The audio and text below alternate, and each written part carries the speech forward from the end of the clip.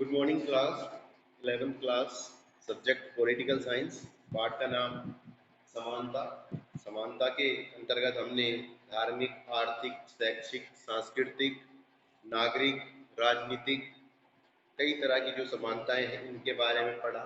समानता के भेद पढ़े हमने। तो इसी क्रम में जो है जो बात होती है वहाँ पे स्त्री और पुरुष समानता की बात भी जरूरी है, जिसको हम लिंग भेद कहते हैं। जब लिंग भेद क्या होता है कि जब समाज जो है बच्चे के जन्म के समय उसके लिंग को लेकर जब पक्षपात वाली बात हो जाती है तो उसे हम लिंग भेद कहते हैं।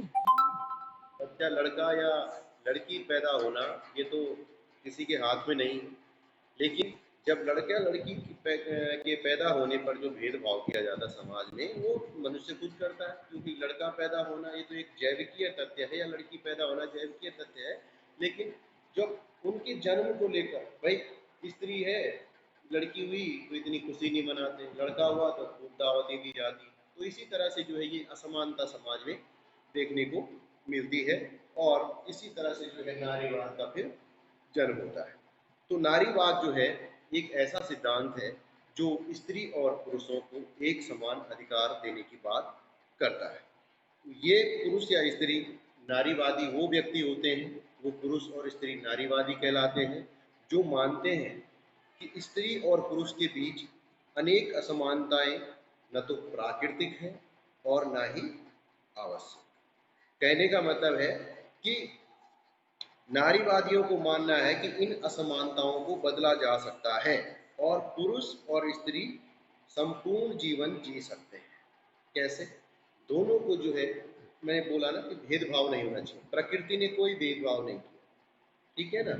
शारीरिक बनावट थोड़ी अलग हो सकती है, लेकिन कहने का मतलब कि नारीवादी मानते हैं कि जो समाज में हमारे यहाँ जो असमानताएं हैं इनको बदल करके जो है व्यक्ति स्त्री और पुरुष दोनों एक बेहतर जीवन जी सकते हैं। ठीक है बेटा।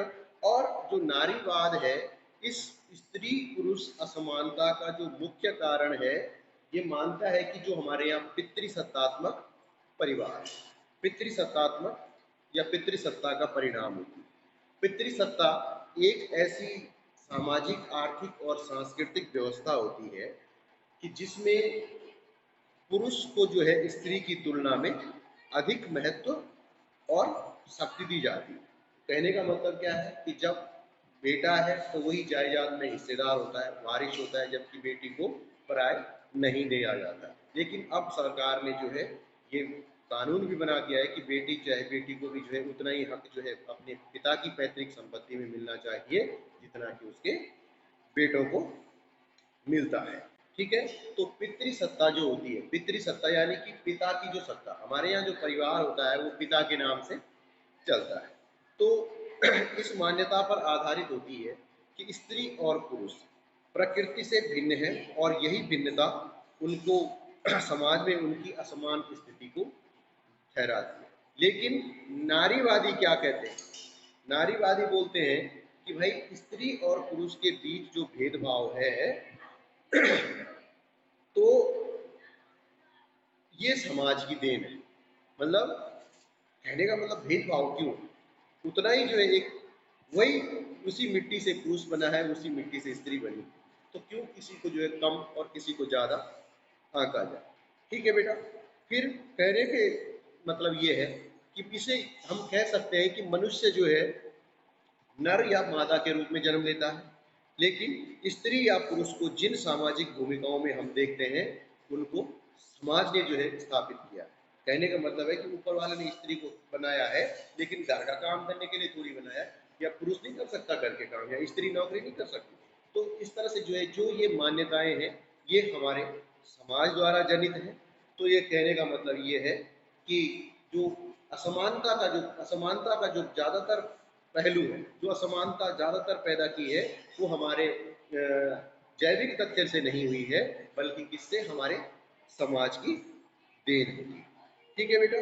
तो कहने का मतलब है कि पुरुष भले ही बाहर काम करे या ना करे, कोई जरूरी नहीं है कि वो काम कर रहा है, लेकिन घर की जिम्मेदारी किस पर है? स्त्री के कंधों पर। तो कहने का मतलब है कि वो बेचारी कहीं छोटी सी बात, स्त्री और पुरुष दोनों नौकरी करते हैं, पुरुष प्राय जो है घर के कामों में उदासीन रहते हैं। स्त्री आएगी, ऑफिस जाना, बच्चों को तैयार करना, सुबह पति को भी टिफिन देना, उसी के कंधों पे रहते हैं। हाँ, कुछ लोग हैं जो मदद करते हैं, ज़्यादातर लोग तो इस मामले में पीछे ही रहते हैं। ठीक है बेटा, तो हर दोहरी जिम्मेदारी होती है स्त्रियों के ऊपर, ये इसको जो है आप कह सकते हैं कि एक प्रकार की दोहरी जिम्मेदारी उसके ऊपर थोप दी गई है। ठीक है बेटा, अब यहाँ पे आता है कि एक समानता का जो मार्क्सवादी आपने जो है मार्क्सवादी दृष्टिकोण क्या है। देखो, समाज का मार्क्सवादी दृष्टिकोण जो है इस बात को मानता है कि जब तक समाज में विरोधी वर्गों का अस्तित्व रहेगा तब तक जो है समाज में समानता की स्थापना नहीं की जा सकती। ठीक, और आर्थिक समानता को तब तक लागू नहीं किया जा सकता जब तक पूंजीवादी व्यवस्था पर आधारित व्यक्तिगत पूंजी को समाप्त करके उत्पादन और विनिमय के साधनों को समाज के वर्गों में विभक्त न कर दिया जाए। मतलब वर्ग विहीन समाज की एक स्थापना होनी चाहिए। ठीक है बेटा, आज के लिए इतना ही, बाकी कल।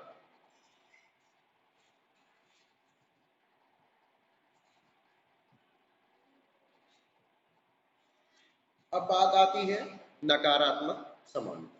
नकारात्मक समानता है कि विशेष अधिकारों का अंत, यानी कि समाज में जो है किसी वर्ग विशेष को जो है जाति, धर्म या रंग के आधार पर किसी प्रकार के विशेष अधिकार प्राप्त नहीं दिए जाने चाहिए, बिल्कुल न दिए जाए।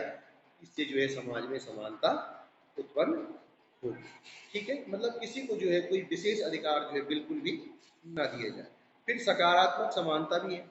इसका अर्थ है कि प्रत्येक व्यक्ति को जो है उसके विकास के लिए जो है पर्याप्त अवसर मिलने चाहिए और सरकार को जो है उसमें कभी भी किसी तरह की बाधा उत्पन्न नहीं करनी चाहिए।